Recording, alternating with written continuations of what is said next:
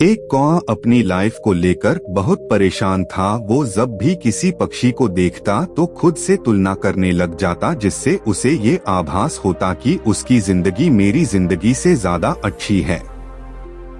वो बहुत मजे में है।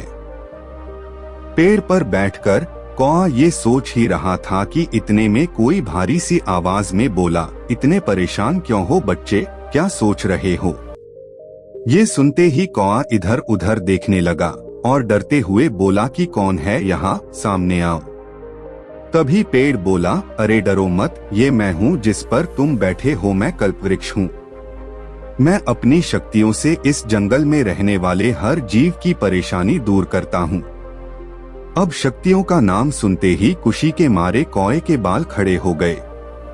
कौआ बड़ी उत्सुकता से बोला, क्या आप सच में ऐसा कर सकते हो? पेड़ बोला, हाँ भाई हाँ, लेकिन तुम्हारी परेशानी क्या है? कौआ हाथ जोड़ते हुए बोला, आप मुझे अभी ऐसा पक्षी बना दो जो दुनिया का सबसे खुशनसीब पक्षी हो, उसे किसी बात की परेशानी ना हो। कौआ लगातार ये बोलते ही जा रहा था। अल्पवृक्ष ने बोला, हाँ ये सब तो ठीक है, पर तुम्हें ऐसा बनना क्यों है डॉट? कौआ बोला कि मैं अपनी इस कौए वाली जिंदगी से खुश नहीं हूँ। ना रंग ना रूप, कोई गुण नहीं मुझ में। आवाज सुनते ही सब भगाने लगते हैं मुझे। अल्पवृक्ष बोला, अच्छा ये बात है तो ठीक है, तुम जैसा चाहते हो वैसा ही बना दूंगा, तो बताओ तुम्हें कौन सा पक्षी बनाऊं? ये सुनते ही कौआ मौन हो गया और सोच में पड़ गया कि किस पक्षी का नाम लूं, आखिर कौन ऐसा पक्षी हो सकता है। कल्पवृक्ष बोला, अरे अब क्या हुआ, किस सोच में पड़ गए? कौआ बोला, मैं अभी पता करके आता हूँ। अब निकल पड़ा कौआ दुनिया के सबसे खुशकिस्मत वाले पक्षी की तलाश में। उड़ते उड़ते कौए के कान में कोयल की मधुर आवाज सुनाई दी। कौआ तुरंत कोयल के पास पहुंचा और बोला कि अरे कोयल भाई, वाह क्या आवाज है तुम्हारी, बहुत सुना है तुम्हारे बारे, तुम्हारी आवाज सुनने के लिए लोग महीनों इंतजार करते हैं, क्या मस्त लाइफ होगी तुम्हारी, क्यों? कोयल झिटक कर बोला, अरे हट, क्या बात करता है, इसी आवाज को सुनकर बाज हमारे पीछे पड़ जाता है, खाने को जान पर बन जाती है हमारी, और तो ये रंग देख लो काला, ये भी कोई रंग है। और जिंदगी भर कभी खुद का घोंसला नहीं बना पाते, दूसरों के घोंसलों पर आशियाना बनाने के लिए उनके अंडे वहां से नीचे गिराने पड़ते हैं। इतना घोर पाप करने के बाद एक घर नसीब होता है, ये भी कोई जिंदगी है? अरे जिंदगी तो तोते की होती है मस्त, आहा, इंसानों की जुबान बोलता है, उन्हीं के बीच रहता है, आहा क्या ठाठ है, अभी उसी से आ रहा हूँ मिलकर। ये सुनते ही कौआ तुरंत उस तोते हैं पास पहुंचा और बोला, अरे तोते भाई, आहा क्या मस्त रंग है तुम्हारे, इंसानों की भाषा बोल लेते हो, जो बोलते वो हाजिर काजू बादाम तक खाते हो मजे से, वाह। तोता बोला, ऐसा कौन बोला तेरे को, अपनी मर्जी से नहीं रह रहा हूँ, मजबूरी है। बचपन में हम तोतों की ये इंसान लोग अपने मजे के लिए उठा कर ले आते हैं, पालते हैं, लेकिन पिंजरे में बंद करके रख देते हैं, कहीं उड़ ना जाऊं, यहाँ तक कि कई तोतों के पख काट देते हैं। आजादी के नाम पर जिंदगी पिंजरे में सिमट कर रह गई है, ये भी कोई जिंदगी है? मुझसे अच्छे तो तुम हो, आजादी से उड़ रहे हो, जहाँ मन करा चले गए, जो मन किया खा लिया, मजे की लाइफ है तुम्हारी। अरे सबसे अच्छी लाइफ तो हंस की होती है, आहा क्या मस्त सफेदी होती है, देखते ही मन शांत हो जाता है सबका, पूरे झील का राजा होता है राजा। दूर दूर से लोग आते हैं देखने के लिए हंस को, खूब सेल्फी लेते हैं, खूब तारीफें करते हैं। अरे बिना हंस के कोई शोभा नहीं होती झील की, लोग तरह तरह की चीजें देते खाने को, क्या मस्त जिंदगी है हंस की।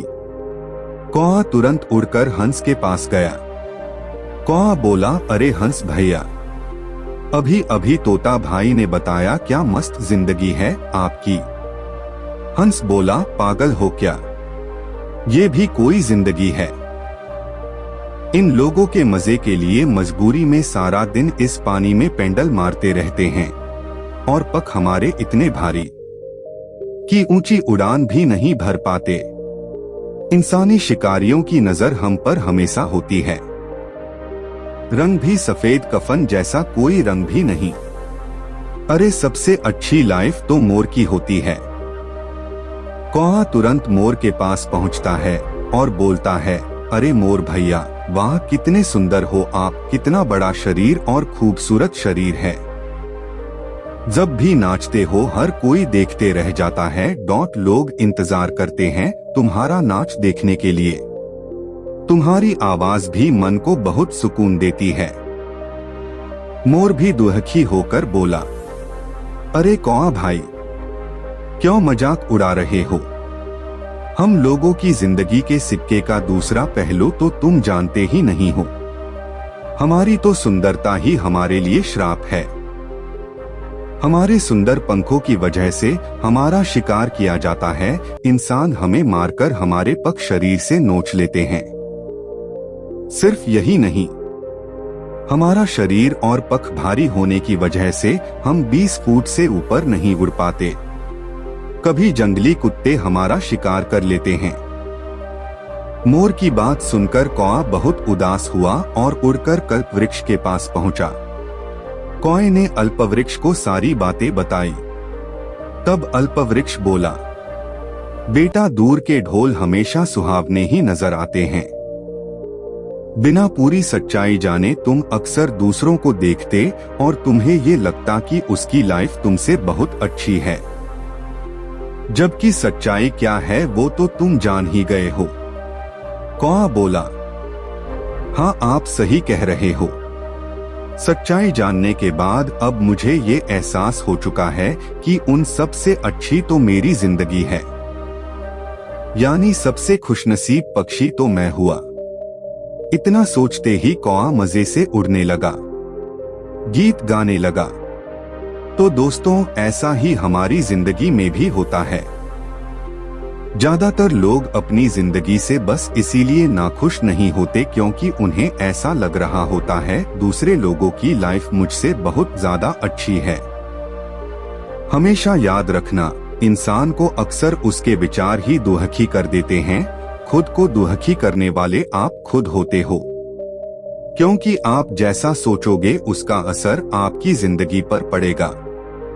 आप जिंदगी को जिस नजरिए से देखोगे आपको जिंदगी वैसी ही नजर आएगी। अगर आप अक्सर नुक्स देखोगे तो नुक्स ही नुक्स नजर आएंगे जिंदगी में।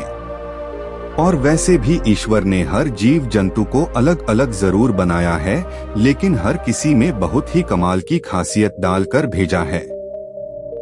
इसलिए हमेशा अपनी जिंदगी को सबसे बेहतर समझो, कभी शिकायतें मत करो। जो जिंदगी मिली उसी में खुश रहना सीखो। तो दोस्तों, उम्मीद करता हूँ इस कहानी से आपको बहुत कुछ सीखने को मिला होगा।